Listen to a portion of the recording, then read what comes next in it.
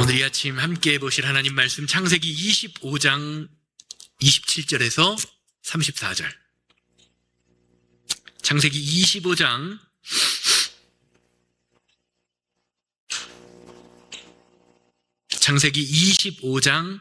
27절에서 34절까지 말씀 제가 읽겠습니다. 그 아들이 장성함에 에서는 익숙한 사냥꾼이었으므로 들 사람이 되고 야곱은 조용한 사람이었으므로 장막에 거주하더니 이삭은 에서가 사냥한 고기를 좋아하므로 그를 사랑하고 리브가는 야곱을 사랑하였더라. 야곱이 죽을 쑤었더니 에서가 들에서 돌아와서 심히 피곤하여 야곱에게 이르되 내가 피곤하니 그 묽은 것을 내가 먹게 하라 한지라. 그러므로 에서의 별명은 에돔이더라. 야곱이 이르되 형의 장자의 명분을 오늘 내게 팔라. 에서가 이르되 내가 죽게 되었으니 장자의 명분이 내게 무엇이 유익하리요. 야곱이 이르되 오늘 내게 맹세하라. 에서가 맹세하고 장자의 명분을 야곱에게 판지라. 야곱이 떡과 팥죽을 에서에게 주매 에서가 먹으며 마시고 일어나 갔으니 에서가 장자의 명분을 가볍게 여김이었더라. 아멘. 예, 반갑습니다. 여러분, 오늘도 예배의 자리에 나와서 하나님을 찬양하시는 여러분들의 삶 속에 하나님이 주시는 놀라운 축복이 함께 하시기를 주님의 이름으로 소망합니다. 지난주 말씀 잠시 돌아보고 가면 우리가 아는 것처럼 야곱이라는 인물은 세상 사람들이 보기에도 비열하고 속임수를 많이 쓰는 사기꾼과 같은 사람입니다. 그런데 하필 왜 하나님은 야곱과 같은 그런 약삭 빠르고 속임수를 잘 쓰는 사람을 선택하셨을까요?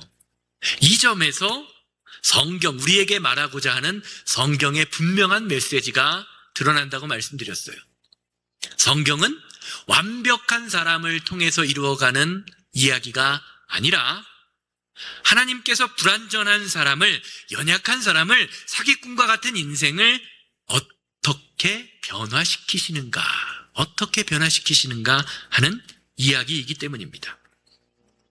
창세기 25장 23절 말씀을 보면 태어나는 야곱의 그 출생의 모습을 보면서 야곱을 다음과 같이 설명하죠. 여호와께서 그에게 이르시되 두 국민이 내 태중에 있구나. 두 민족이 내 복중에서부터 나누이리라. 이 족속이 저 족속보다 강하겠고 큰 자가 어린 자를 섬기리라 하셨더라. 성경이 말하는 야곱은 태어날 때부터 무엇인가를 붙잡는 사람이었습니다. 이름 자체가 발 뒤꿈치를 잡다, 남을 속이다 라는 뜻이 있습니다. 그래서인지 그는 평생에 걸쳐서 무엇인가를 붙잡으며 살려고 했던 사람입니다. 사실 야곱의 모습을 찬찬히 살펴보면 우리의 모습과도 너무나 비슷합니다. 우리도 세상을 살면서 늘 무엇인가를 붙잡으면서 살려고 합니다. 물질을 붙잡으려고 하는 사람도 있고요.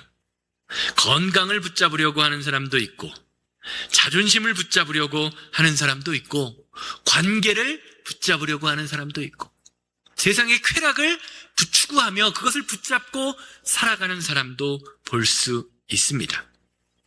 그래서인지 어떤 측면에서 보면 야곱의 모습이 우리의 모습과 너무 비슷해서 친근해 보이기도 하고 또 너무 비슷해서 얄미워 보이기도 합니다. 그러나 우리가 아는 것처럼 성경은 이미 야곱이 태어나기 전부터 하나님께서 야곱을 향한 계획이 있었음을 기록하고 있습니다. 인간의 기준으로 보면 장자, 첫 번째 자식은 에서이지만 하나님의 계획 속에서는요, 둘째인 어린 자인 야곱이 하나님의 약속을 이어갈 계보로 선택하셨다라는 것이죠. 놀라운 사실은 이것입니다. 야곱이 창세기 25장 오늘 읽은 말씀에서 장자의 명분을 떼지 않았더라도 이미 하나님의 계획 가운데 모든 것이 있었다라는 것입니다. 야곱의 인생이 힘들어진 이유는요, 하나님의 계획이 없어서가 아니라는 것이죠. 야곱이 하나님의 때와 방법과 그 순간을 기다리지 못했다는 데 있습니다. 하나님은 이미 야곱에게 장자의 명분을, 장자의 축복을 주기로 결정하셨는데 야곱은 그것을 자신의 힘과 노력으로, 속임수로 스스로 붙잡아야 한다고 생각했던 것이죠. 그래서 그는 하나님의 때를 기다리지 못했습니다. 하나님의 방법을 사용하지 못하고 스스로 계산하며 약속을 신뢰하기보다 인간적인 방법을 선택합니다. 그러나 우리가 이런 야곱의 모습을 보면서 반드시 기억해야 할 사실이 있습니다.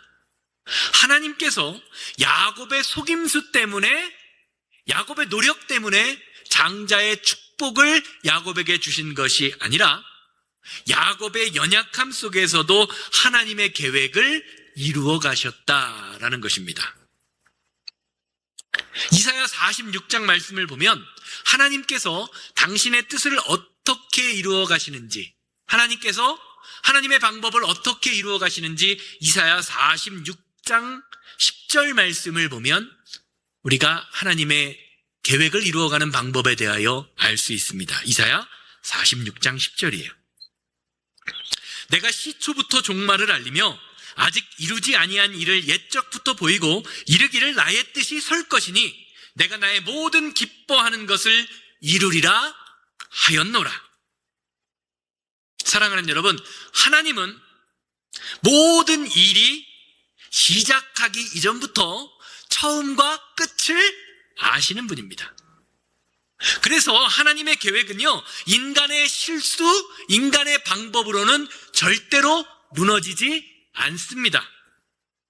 그리고 그렇기에 모든 성도의 삶은 하나님의 계획 안에 있음을 고백해야 하는 것이죠. 우리 교회도 마찬가지입니다. 우리 교회를 향한, 새생명교회를 향한, 새생명 공동체와 성도님들을 향한 하나님의 놀라운 계획이 우리 안에 있습니다. 그러기 위해서는요, 하나님이 우리에게 계획하신 것이 무엇인지, 주신 약속의 말씀이 무엇인지, 내가 하나님을 기쁘게 할 수 있는 일이 무엇인지를 온전히 분별하며 말씀에 순종해야 합니다. 내 생각과 내 계획과 내 이치로 나에게 유익한 것을 선택하다 보면 어떻게 됩니까? 야곱처럼 쉽게 말하면 고생하다가 고생 세상 말로는 개고생하다가 인생을 마치게 돼요. 하나님은요, 하나님의 방법으로 어떤 수를 쓰서라도요, 우리 교회를 통하여 약속하신 것을 이루어 나가십니다. 현재의 모습이 조금 부족해 보여도 하나님은 우리의 연약함조차도 사용하시는 분입니다. 이런 하나님의 선택하심은 신약에서도 다시 언급되지요. 로마서 9장 11절, 로마서 9장 11절 말씀을 보면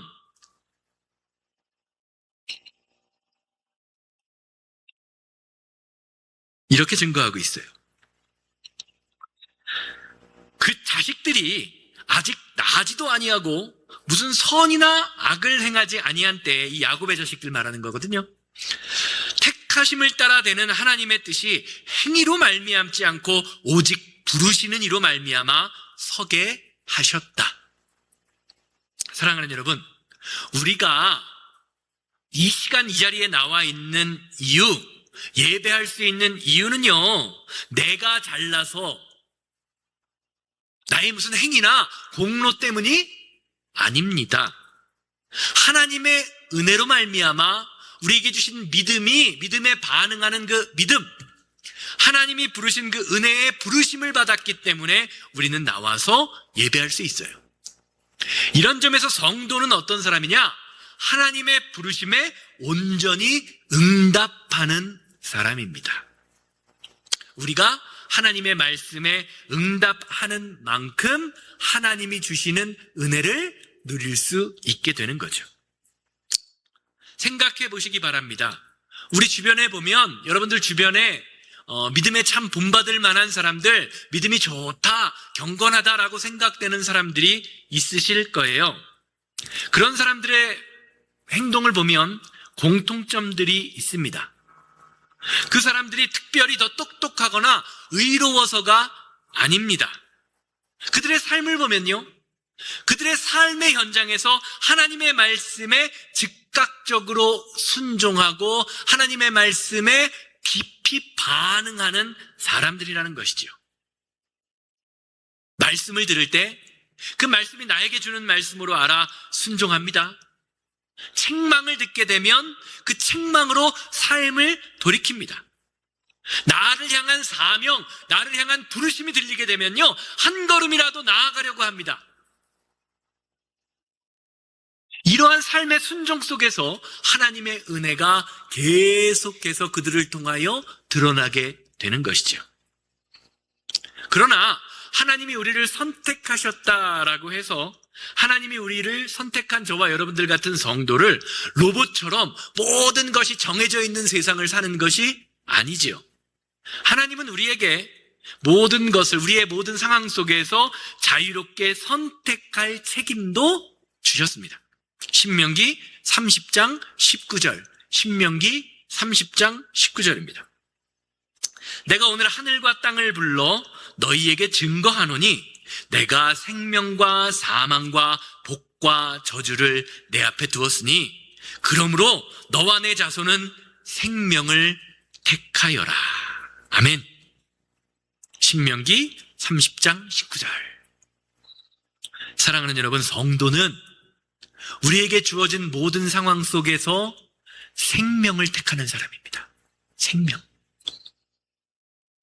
잠언 말씀처럼, 잠언 14장 12절이죠. 어떤 길은 필경, 사람이 보기에는 바르나 필경, 사실은 사망의 길이다. 우리 눈에 좋아 보이는 길이요, 사실은 사망의 길일 수도 있는 것입니다. 이런 점에서 믿음을 가진다라는 것은 눈에 보이는 것을 따라 이 세상을 사는 것이 아니라, 나에게 유익함을 따라 이 세상을 사는 것이 아니라 하나님을 신뢰하며 하나님의 말씀을 선택하며 생명을 따라 가는 것입니다. 야곱의 삶을 보시기를 바라요. 그는 자신의 계산으로 인생을 세우려고 했습니다. 성공하려고 했습니다. 그러나 사실은 하나님께서 그의 인생을 붙잡고 계셨습니다. 야곱이 깨닫든 깨닫지 못하든 하나님이 그의 인생을 붙들고 계셨어요. 이 점이 우리에게 알려주는 사실이 무엇입니까? 성도는 은혜 받은 사람인 동시에 하나님께 응답하며 살아가는 사람이라는 겁니다. 은혜 받았으면 어떻게 해야 된다는 거예요? 은혜에 응답할 수 있어야 한다는 것이죠. 우리가 알건 알지 못하건 우리는 하나님께 붙들려진 인생입니다. 그렇기에 우리의 어제와 오늘, 그리고 내일과 모레의 모든 삶은 하나님의 선하심, 하나님의 도우심, 하나님의 붙드심, 하나님의 경책하심, 하나님의 채찍하심, 하나님의 징계하심 안에 있음을 우리는 기억해야 하는 것이죠.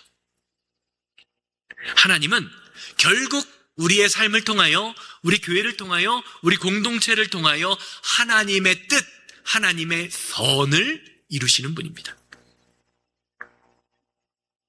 이 하나님의 선하심에 믿음으로 응답하는 저와 여러분들 되기를 주님의 이름으로 소망합니다. 그러면 여기서 마지막 질문이 남아요. 야곱은 왜 그렇게까지 장자의 명분을 붙들고 장자의 명분을 가지려고 애를 썼을까요? 성경은 그 이유를 아주 분명하게 보여주지요. 방금 말씀드린 것처럼 야곱은 신앙적으로 볼 때 완벽한 사람은 아닙니다. 그는 계산적이고 때때로 주변 사람들을 속이는 것을 아무렇지도 않게 생각하던 사람입니다. 그러나 그 마음의 깊은 곳에는 하나님의 약속을 향한 갈망이 있었어요. 하나님께 복을 받고 싶다, 하나님의 계보를 잇고 싶다라는 그 갈망이 있었다라는 거죠. 그러나 에서는 달랐어요. 에서와 야곱의 행동에 관하여 히브리서 12장은요 이렇게 설명합니다. 히브리서 12장 6절 말씀을 보면 팥죽 한 그릇에 장자의 명분을 팔았던 그 에서를 어떻게 평가하고 있는지 이렇게 증거해요. 히브리서 12장 16절입니다. 음행하는 자와 혹 한 그릇의 음식을 위하여 장자의 명분을 판 에서와 같이 망령된 자가 있을까 두려워하라. 히브리서 기자는 팥죽 한 그릇에 장자의 명분을 판 에서를요 음행하는 것과 똑같은 것으로, 비슷한 것으로, 같은 부류의 잘못으로 해석하고 있어요. 음행하는 자와 그리고 장자의 명분을 위하여 명분을 판 에서와 같이, 이런 사람들이 어떤 사람들이라는 겁니까? 망령된 자다라고 이야기합니다.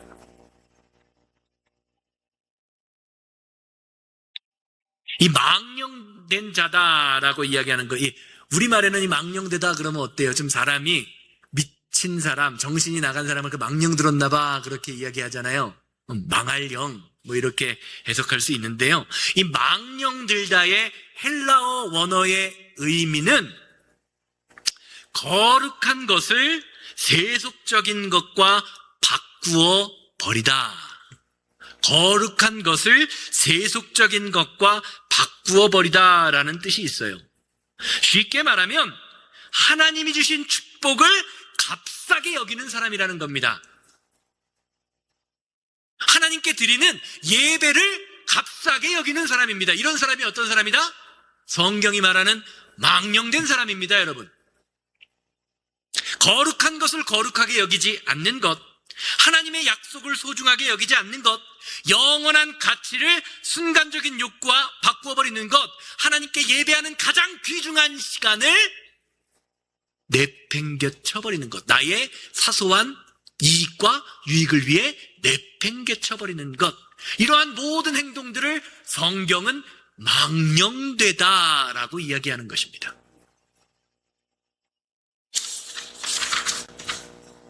에서의 모습을 보세요. 창세기 25장에 에서의 모습.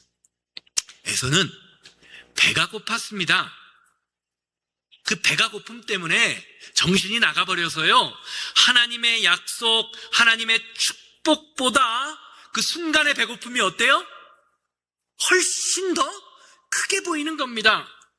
그래서 그는 장자의 명분을 팔면서 창세기 25장 32절처럼 말하잖아요. 에서가 이르되 내가 죽게 되었으니 이 장자의 명분이 내게 무엇이 유익하리요?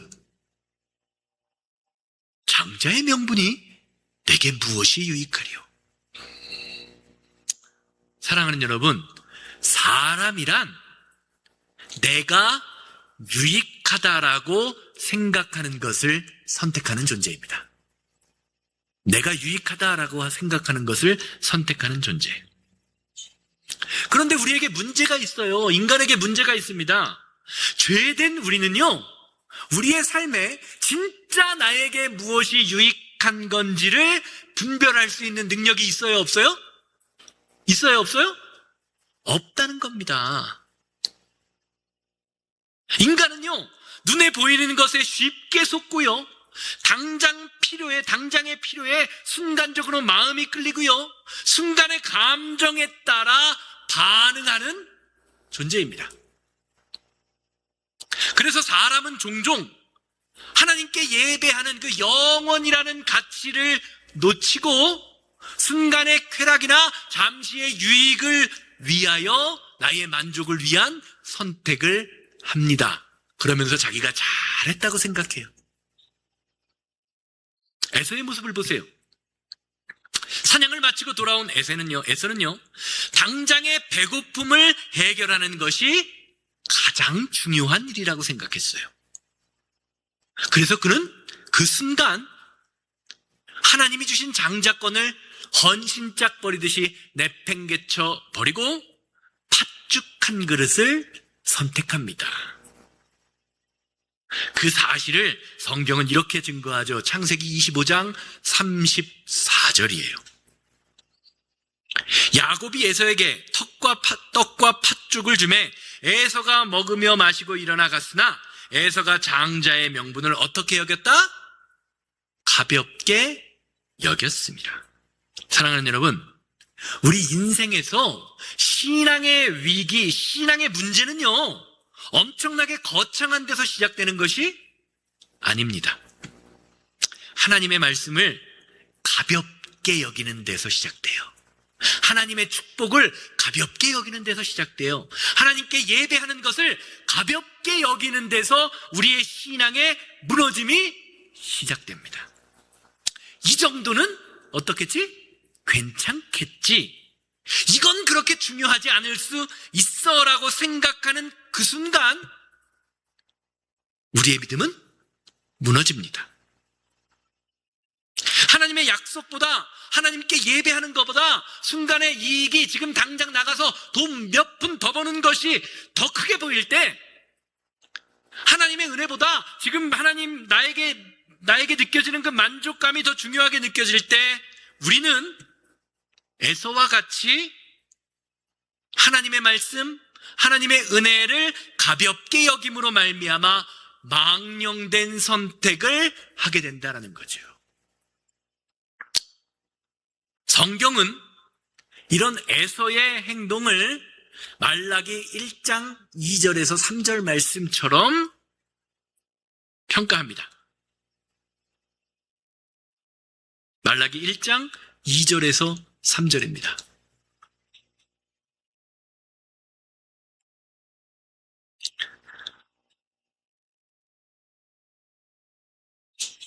말라기 1장 2절에서 3절이에요. 여호와께서 이르시되 내가 너희를 사랑하였노라 하나 너희는 이르기를 주께서 어떻게 우리를 사랑하셨나이까 하는도다. 나 여호와가 말하노라 에서는 야곱의 형이 아니냐. 그러나 내가 야곱을 사랑하였고 에서는 미워하였으며 그들의 산들을 황폐하게 하였고 그의 산업을 광야의 이리들에게 넘겼느니라. 에서가 장자의 축복을 경시 여긴 결과가 뭐라는 겁니까? 내가 야곱을 사랑하였고 에서를 미워하였다. 그래서 어떻게 돼요? 그들의 상들은 황폐해지고 그들의 산업은 이리와 같은 이 세상에 넘기워질 것이다. 사랑하는 여러분, 성도는 하나님이 사랑하시는 사람입니다. 하나님께 사랑받는 사람이에요. 그렇지 않으면 어떻게 됩니까? 결국 망령된 길을 걷게 됩니다. 멸망의 길을 걷게 됩니다. 그런데 우리가 이 에서의 그 망령된 선택, 무너짐을 보며 한 가지 생각해 보아야 할 점이 있어요. 에서가 장자의 명분을 가볍게 여겼다고 해서 그의 인생이, 그의 삶이, 그의 가정이, 그의 후손들이 지금 당장 무너진 것은 아니라는 겁니다. 성경을 보면 에서는 여전히 큰 가문을 이루었습니다. 에돔이라는 가문을 이루었어요. 나중에 어떻습니까? 출애굽할 때 어떻게 해요? 출애굽 이후의 모든 과정 속에서 이스라엘을 괴롭히죠. 그는 많은 재산을 가지고 있었습니다. 오히려 야곱보다 더 많은 재산을 가지고 있었어요. 평안하게 살았습니다. 야곱은 고생했잖아요. 수십 년을 고생했습니다. 그런데 에서는요, 자신의 고향에서 편안하게 살았어요. 세상적으로 보면 오히려 야곱보다 더 안정된 삶을 살았습니다. 그런데 문제는요, 다른 곳에 있습니다. 그의 삶은 겉으로는 평안해 보였지만 영적으로는 완전히 무너지고 있었다는 겁니다. 사랑하는 여러분, 중요한 것은 이것입니다. 믿음이 그의 후손들에게 이어지지 않았다는 사실입니다. 야곱의 가문을 보세요. 야곱을 통해서 아브라함의 언약이 이어지고 이삭의 하나님이 이어지고 야곱의 하나님이 이어집니다. 결국 이스라엘 민족과 하나님의 구속의 역사가 흘러갑니다. 야곱의 이름인 이스라엘이 지금도 이 중동 지역에서 하나님의 나라를 대표하며 이스라엘이라는 이름을 사용하고 있습니다. 그러나 에서의 후손인 에돔은 그 언약의 흐름 속에서 배제되어 버려요. 빠져나와 버립니다. 그러니까 성경은요, 단순히 한 사람의 인생이 실패했음을 보여주는 것이 아니라 하나님의 약속의 흐름에서 그 하나님의 믿음의 명문 가정을 이루는 데에서 실패했다, 흩어졌다고 평가하고 있는 것입니다. 사랑하는 여러분, 지금 이 순간 사람의 눈에 괜찮아 보인다고 해서 진짜 괜찮은 것이 아니에요. 이걸 잘 알아야 돼요. 신앙의 실패는요, 대부분 지금 당장 눈으로 드러나는 실패로 보여지지 않습니다. 오히려 성공처럼 느껴져요. 사탄의 유혹이요, 무엇처럼 다가오기 때문에? 천사의 모습을 가장하기 때문입니다. 우리가 인생이 망가지기 이전에요, 먼저 마음에서 하나님의 말씀을 가볍게 여기기 시작합니다. 내게 주어진 은혜를 은혜로 여기지 않고 당연한 것처럼 여깁니다. 하나님의 약속보다 눈앞의 만족과 세상의 이익이 더 크게 보입니다. 그때부터 사람은요, 조금씩 그러나 분명하게 영적으로 무너지기 시작합니다. 그래서 성경은 이렇게 경고하죠. 히브리서 12장 16절에서 17절이에요. 히브리서 12장 16절에서 17절.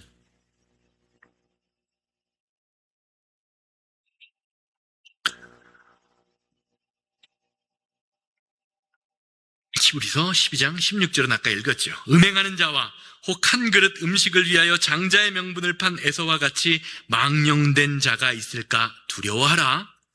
너희가 알거니와 그가 그 후에 축복을 상속받으려고 눈물을 흘리며 구하되 버린 바가 되어 회개할 기회를 얻지 못하였다.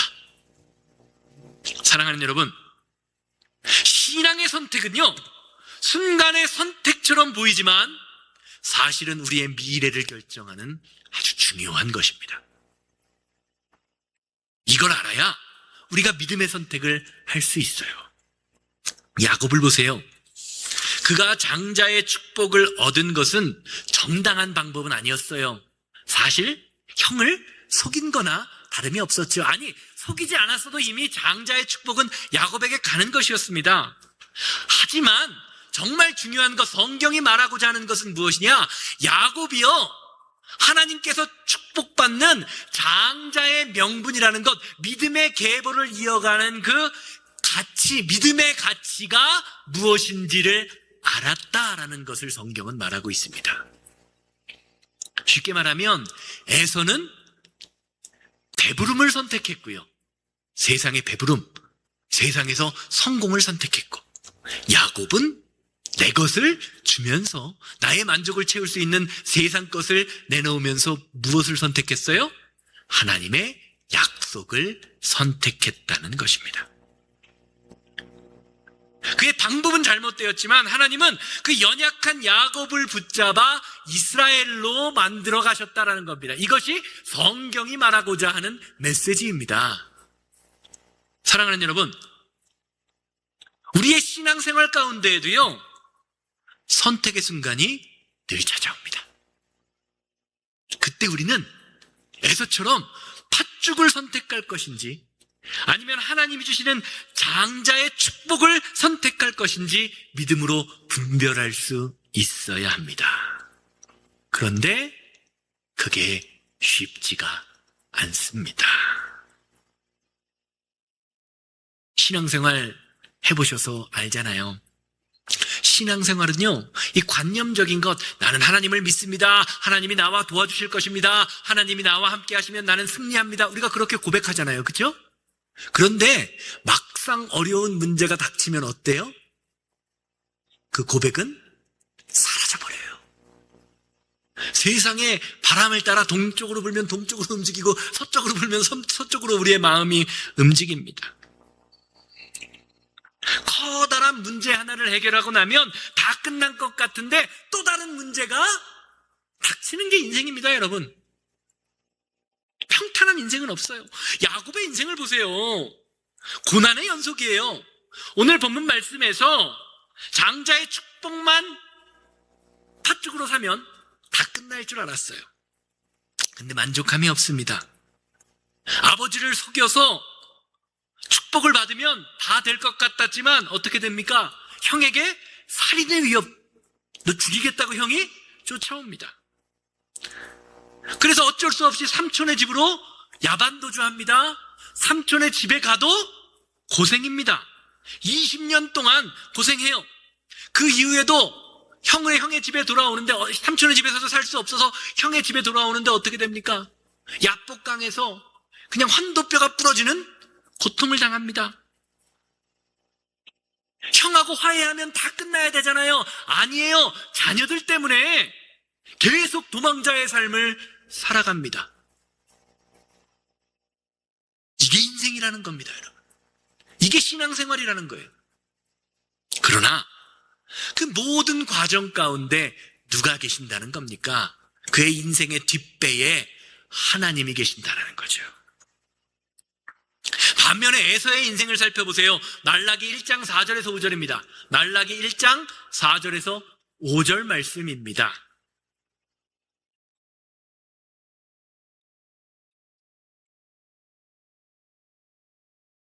에돔은 말하기를 우리가 무너뜨림을 당하였으나 황폐한 곳을 다시 쌓으리라 하거니와 나 만군의 여호와가 이르노라 그들은 쌓을지라도 나는 헐리라.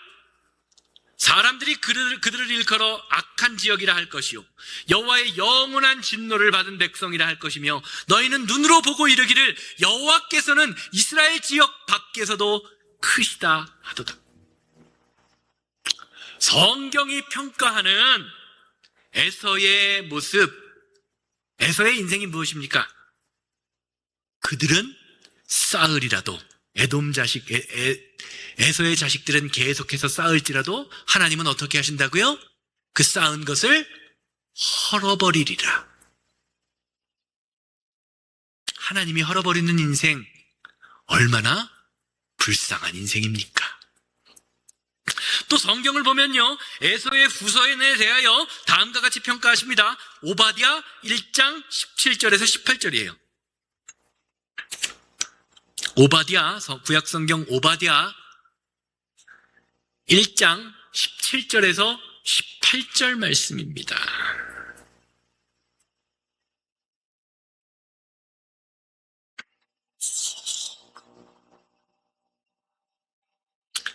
오직 시온산에서 피할 자가 있으리니 그 산이 거룩할 것이요 야곱은 자기 기업을 누릴 것이다.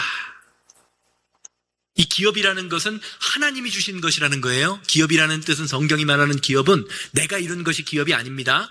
하나님이 주신 것을 기업이라고 해요. 그러니까 야곱은 하나님이 주신 모든 것을 누릴 것이다 라는 뜻이고요. 보세요.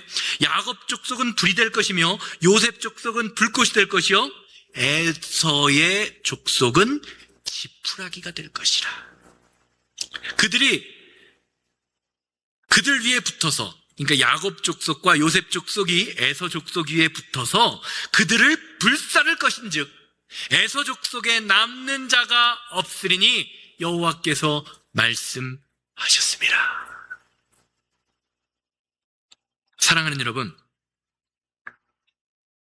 하나님이 세우시는 인생이요 진짜 성공하는 인생입니다. 예수님은 산상수훈에서 이것을 어떤 인생이라고 해요? 반석 위에 세운 집이다.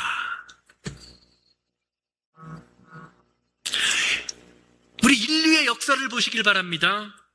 사람이 세우는 것은요 언젠가는 무너지게 되어 있습니다. 사람이 자기 힘으로 쌓아올린 인생은요 지금 당장은 겉으로는 눈에 보이기에는, 사람들이 보기에는 칭송하며 화려해 보일지 몰라도 하나님이 세우시지 않으면 결국은 무너집니다. 반대로 야곱의 인생은요, 고난도 많고 눈물도 많고 어려움도 많았지만 그의 인생을 하나님이 세우셨다라는 거죠. 성경은 그래서 하나님이 세우시는 인생을 다음과 같이 말씀하지요. 시편 127편 1절. 시편 127편 1절. 시편 127편 1절. 여호와께서 집을 세우지 아니하시면 세우는 자의 수고가 헛되며 여호와께서 성을 지키지 아니하시면 파수꾼의 깨어 있음이 헛되도다. 쉽게 말하면 하나님이 지키시고 하나님이 함께하지 않은 인생 어떻다는 겁니까? 우리의 노력이 물거품이 될 수도 있다는 거죠.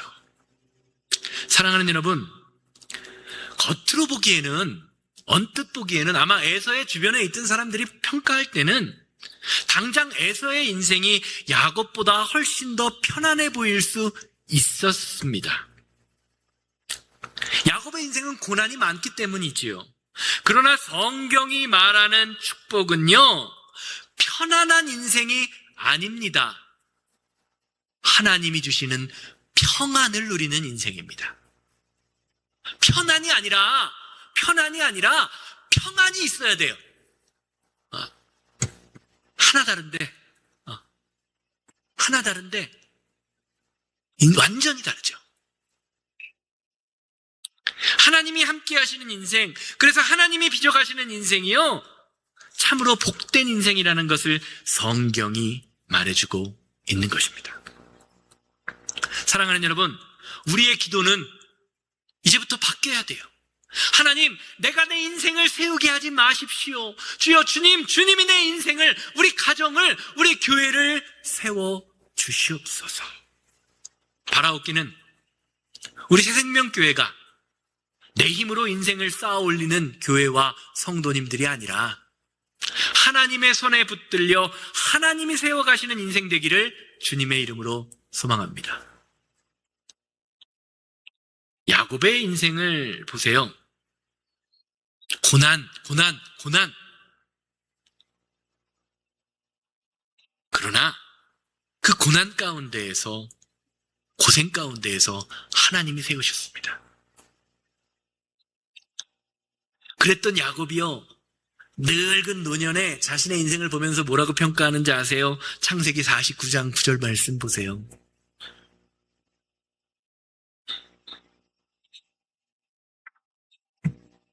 창세기 49장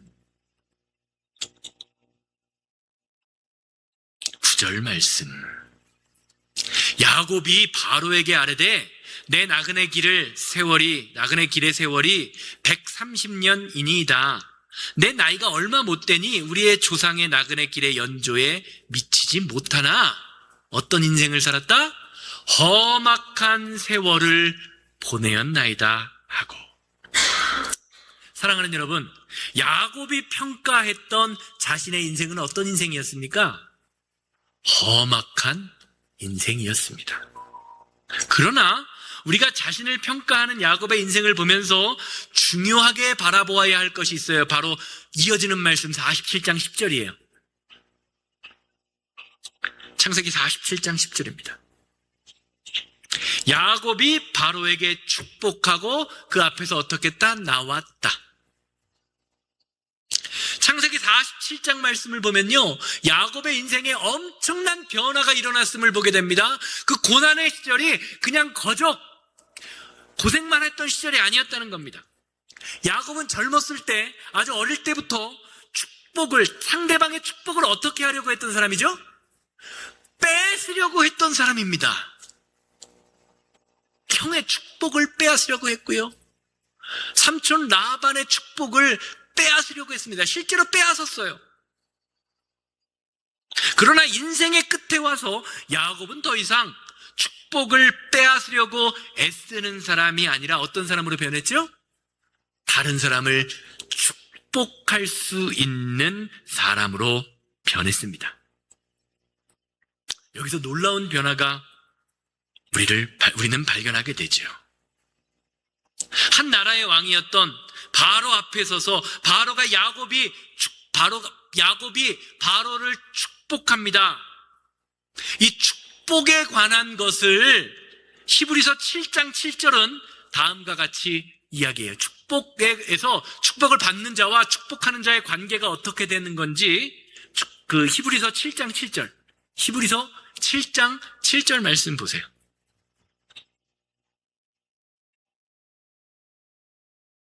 히브리서 7장 7절입니다. 히브리서 7장 7절이요. 논란의 여지 없이 낮은 자가 높은 자에게서 축복받느냐. 히브리서 7장 7절. 논란의 여지 없이 낮은 자가 높은 자에게서 축복을 받느니라.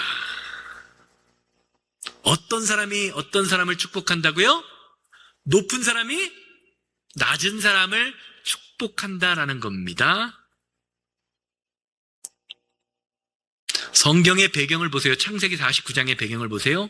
세상적으로 보면 바로가 야곱보다 훨씬, 아니면 비교할 수 없을 정도로 높은 사람이지요. 그런데 성경은 무엇이라고 말해요? 세상적으로 볼 때가 아니라 영적으로 볼 때에 하나님 앞에서 하나님의 언약 가운데 있는 야곱이 바로보다 논란의 여지 없이 훨씬 더 높은 사람이라는 것을 보여주고 있습니다. 창세기가 말하는 것이 그것입니다. 세상의 명예, 세상의 권세보다 더 높은 것은 무엇이다? 하나님의 축복, 언약 안에 있는 것이다 라는 것입니다. 사랑하는 여러분, 이것이 하나님이 만드시는 인생이 걸어가는 길입니다. 우리가 세상적으로 볼 때에는 나이도 많고 가진 것도 없고 힘도 약하고 이제는 아무것도 할 수 없는 것처럼 느껴지지만 여러분들 무엇을 하실 수 있으세요? 연약한 사람들을 위해서, 믿음이 연약하고 육신이 연약한 사람들을 위해서 뭐 할 수 있으세요? 기도할 수 있어요. 축복할 수 있어요. 이게 하나님의 언약 가운데 있는 사람들이 누릴 수 있는 뭐라는 겁니까? 특권이라는 겁니다, 여러분. 논란의 여지 없이 낮은 자가 높은 자에게 축복받느니라. 영적으로 가장 큰 비밀을 아는 저와 여러분들이 세상의 어느 곳에 가든지 무엇을 하든지 다른 사람을 축복할 수 있는 저와 여러분들 되기를 주님의 이름으로 소망합니다. 성도가 성도를, 다른 사람을 축복할 수 있다는 것은요, 이처럼 엄청나게 큰 영적인 특권입니다. 그런데 우리는요, 안타깝게도 하나님이 주시는 이 축복을 누리지 못할 때가 너무 많습니다. 왜 그럴까요? 왜 그럴까요? 이건 다음 시간에 제가 살펴보도록 하겠습니다. 왜 우리가 하나님 축복을 받지 못할까? 그래야 다음 시간에 또 오시지요. 다음 시간에 살펴보도록 하겠습니다. 시간이 다 됐어요. 시간이 벌써 45분 됐어요. 시간 빨리 가죠. 우리가 찬송하면서 기도할 텐데, 당신이 지쳐서 기도할 수 없고, 하나님이 나에게 주신 그 놀라운 영적 축복, 내가 다른 사람을 축복하며 기도할 수 있는 그 축복이 있는데, 주님, 우리는 지금 내 눈앞에 있는 현실과 아픔과 상처에 붙들려 하나님이 주신 축복을 온전히 사용하지 못할 때가 너무나 많습니다. 주님, 우리를 불쌍히 여겨주시고 내가 처한 자리에서 하나님의 말씀을 온전히 순종하며 축복받은 자로서의 삶을 살아가는 믿음의 자녀들 되게 하여 주시옵소서. 다 같이 기도합니다. 당신이 지쳐서 기도할 수 없고 눈물이 빗물처럼 흘러내릴 때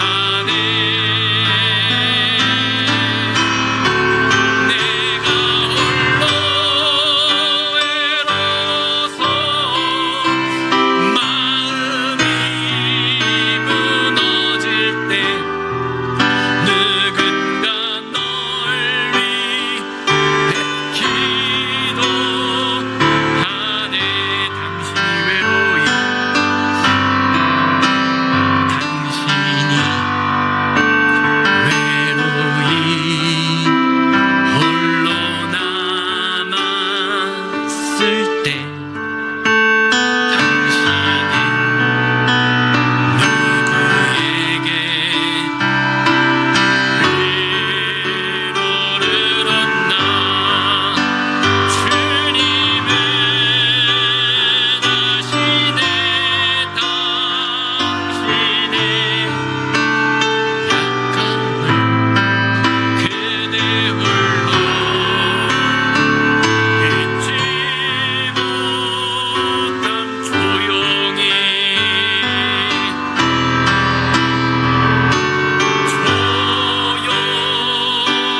그대 위에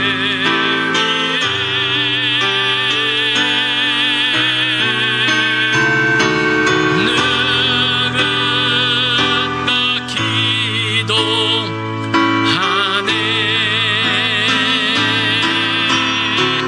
내가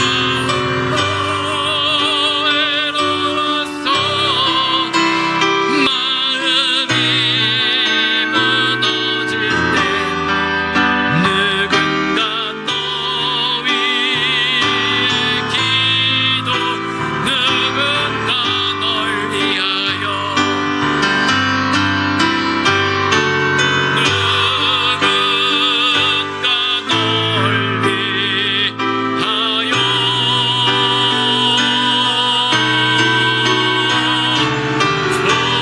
조용히 기도하네. 내가 홀로 외로워서 마음이 무너질 때 누군가 널 위해 기도. 다같이 기도하고 통성으로 축복으로 기도하고 축도하고 예배를 마칩니다. 자비롭고 거룩하신 하나님 아버지, 하나님이 우리에게 주신 은혜와 축복과 사랑과 능력이 너무나 많음에도 불구하고 우리는 하나님께 예배할 수 있는 특권을 헌신짝처럼 내다버리고 망령된 삶을 살아갑니다. 세상의 것이 전부인 것 마냥 멸망을 향하여 나아갔던 우리의 인생을 불쌍히 여겨주시고, 아버지 하나님, 하나님의 뜻이 무엇인지를 온전히 분별하며 나에게 주신 예배와 감사와 찬송과 축복을 온전히 누리며 살아갈 수 있는 귀한 믿음의 사람이 될 수 있는 주여 우리를 붙잡아 주시고 인도하여 주시옵소서. 하나님의 우리와 함께 하심을 믿음으로 고백하게 하셔서 예수 그리스도께서 주시는 그 충만한 은혜와 사랑으로 함께함을 누리며 살아갈 수 있도록 주여 우리를 붙잡아 주시고 인도하여 주시옵소서. 기도할 수 있는 것이, 감사할 수 있는 것이 성도의 가장 큰 특권이며 축복임을 믿음으로 고백하며 연약한 사람을 위해 날마다 무릎 꿇게 하시고 마음이 상한 자들을 위해 다가 축복하며 위로할 수 있는 귀한 믿음의 일들이 오늘 예배하는 모든 성도님들의 삶 속에 드러나게 하여 주시옵소서. 성령으로 기도합니다. 하나님, 우리는 하나님께서 주신 축복이 너무나 크고 감사함에도 불구하고 눈에 보이는 세상 것에 애서가 하나님의 것을 귀히 여기지 못하고 파죽한 그릇에 망령된 행동을 했던 것처럼 살 때가 너무나 많이 있었음을 주님 고백합니다. 세상의 것이 아무리 좋아 보여도, 세상의 것이 아무리 축복된 것처럼 보일지라도 주님이 세우시지 않으면 결국에는 아무리 우리가 세울지라도 헐어져 버릴 수밖에 없는 것이 세상 것임을 믿음으로 바라보게 하셔서 내 힘과 능력으로 축복을 쟁취하는 것이 아니라 다른 사람을 축복할 수 있는 그 은혜와 능력을 누리며 살게 하여 주시옵소서. 이제는 우리 주 예수 그리스도의 은혜와 아버지 하나님의 거룩하심과 성령님의 감화감동 역사하심이 예배를 마치고 삶의 자리로 돌아가 내 힘으로 사는 것이 아니라 하나님이 주신 축복을 나누며 다른 사람을 위해 기도하기 원하는 우리 성도님들의 삶과 가정과 사업장 만나는 모든 사람들 위해 이제로부터 영원토록 함께 있을지어다. 아멘.